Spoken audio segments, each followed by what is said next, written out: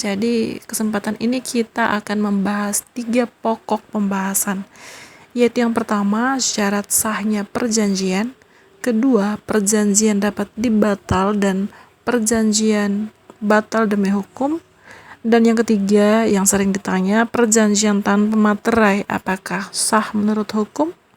Suatu perjanjian dinyatakan sah menurut hukum apabila perjanjian tersebut memenuhi 4 syarat yang tertuang dalam pasal 1320 KUH Perdata, yaitu yang pertama, adanya kesepakatan antara para pihak, kedua, kecakapan para pihak, ketiga, adanya suatu objek tertentu, dan yang keempat, klausa yang halal atau sebab yang halal.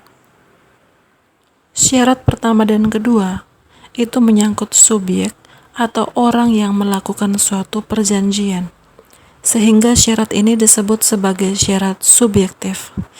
Jika salah satu syarat subjektif ini tidak terpenuhi, maka perjanjian tersebut dapat dibatalkan. Berbeda dengan syarat yang ketiga dan keempat. Syarat ketiga dan keempat itu menyangkut objek yang diperjanjikan, sehingga disebut sebagai syarat objektif keabsahan perjanjian. Jika salah satu syaratnya tidak terpenuhi, maka perjanjian akan batal demi hukum.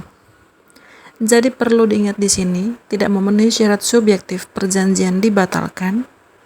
Jika tidak memenuhi syarat objektifnya, maka perjanjian batal demi hukum. Jadi kesimpulannya, salah satu dari 4 syarat tidak terpenuhi, maka perjanjian tersebut sudah pasti tidak sah. Syarat pertama adalah kesepakatan para pihak. Jadi hal penting pertama dalam membuat suatu perjanjian adalah harus sepakat dulu oleh para pihak yang melakukan perjanjian. Kesepakat yang dimaksud di sini adalah kesepakatan yang lahir dari kehendak para pihak sendiri, tanpa ada unsur paksaan, penipuan, maupun kekhilafan. Jadi, jika ada perjanjian atas dasar paksaan, penipuan, maupun kekhilafan, perjanjian itu pasti tidak sah dan dapat dibatalkan. Syarat kedua adalah kecakapan para pihak. KUH Perdata menentukan bahwa setiap orang dinyatakan cakap untuk membuat perjanjian, kecuali jika menurut undang-undang dinyatakan tidak cakap. Maka dari itu dalam pasal 1330 KUH Perdata mengatur tentang orang-orang yang dinyatakan tidak cakap untuk membuat suatu perjanjian. Yaitu yang pertama, belum dewasa. Belum dewasa berarti belum berumur 21 tahun. Jadi, hanya orang yang berumur 21 tahun ke atas yang bisa dinyatakan sah untuk membuat suatu perjanjian. Tidak cakap kedua adalah orang yang berada di bawah pengampuan. Artinya, orang itu sudah dinyatakan dewasa atau sudah berumur lebih dari 21 tahun. Namun, karena dianggap mentalnya kurang sempurna, maka dipersamakan dengan orang yang belum dewasa. Pasal 433 KUH Perdata mempertegas lagi tentang orang-orang yang dinyatakan di bawah pengampuan, yaitu mereka yang dalam keadaan sakit jiwa atau gangguan jiwa, yang kedua memiliki daya pikir rendah, dan yang ketiga orang yang tidak mampu mengatur keuangannya. Jika ada suatu perjanjian yang dibuat dengan anak di bawah umur 21 tahun atau orang dalam keadaan gangguan jiwa, maka perjanjian tidak sah dan dapat dibatalkan. Contohnya, seseorang melakukan jual beli tanah atas dasar paksaan pihak lain. Jadi orang ini dipaksa untuk menandatangani surat perjanjian, maka unsur paksaan itu dapat dijadikan alasan oleh pihak yang merasa dirugikan untuk mengajukan pembatalan atas perjanjian tersebut, maka perjanjian tidak sah. Atau contohnya si A melakukan perjanjian kerja dengan si B yang berusia 18 tahun. Maka perjanjian tersebut pasti tidak sah dan dapat dibatalkan karena si B tidak memenuhi syarat cakap menurut hukum. Syarat yang ketiga adalah adanya objek perjanjian. Jadi suatu perjanjian itu wajib memiliki objek yang jelas. Untuk menimbulkan kepastian, maka setiap perjanjian harus mencantumkan secara jelas dan tegas apa yang menjadi objek dari perjanjian tersebut. Ketegasan objek perjanjian tersebut dapat diartikan bahwa objek perjanjian dapat dihitung dan dapat ditentukan jenisnya. Hal ini diatur dalam pasal 1333 KUH Perdata. Dalam pasal 1601 KUH Perdata juga mengatur lagi bahwa objek perjanjian tidak hanya berupa barang, namun juga berupa jasa yang dapat ditentukan jenisnya dan dapat dihitung.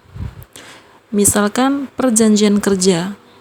Jadi perjanjian kerja itu dapat dijadikan sebagai objek suatu perjanjian.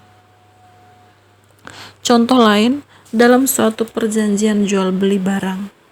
Bapak Rudi menjual sebuah mobil Avanza berwarna merah yang diproduksi tahun 2010 kepada Ibu Mary dengan harga 100 juta. Jadi dalam perjanjian Bapak Rudi harus secara jelas dan tegas menyatakan barang apa yang akan dijual beserta harga hingga ciri barang tersebut. Yang keempat adalah klausa yang halal.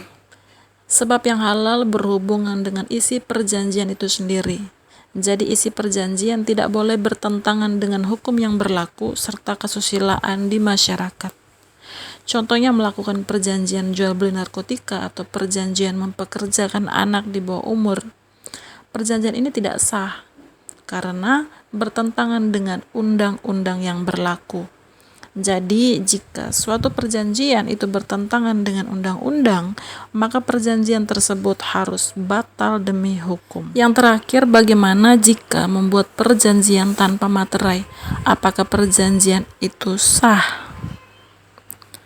Jangan takut karena kita sudah membahas bahwa ada 4 syarat sah perjanjian yang tertuang dalam KUH Perdata, dan di dalamnya tidak tertulis bahwa suatu perjanjian harus bermaterai, maka perjanjian tanpa materai akan tetap sah di mata hukum. Akan tetapi, jika suatu waktu surat perjanjian itu mau dijadikan sebagai alat bukti di muka pengadilan, maka perjanjian tersebut wajib bermaterai. Lalu bagaimana caranya? Yang dilakukan adalah pemateraian kemudian. Pemateraian kemudian dilakukan dengan cara membawa berkas perjanjian ke kantor pos untuk dilakukan pemateraian kemudian oleh pejabat kantor pos, dan wajib membayar denda sebesar 20% dari bea materai yang tidak dibayar. Misalkan bea materai 6.000, maka dendanya menjadi 12.000. Thank you for watching and see you next time. Bye.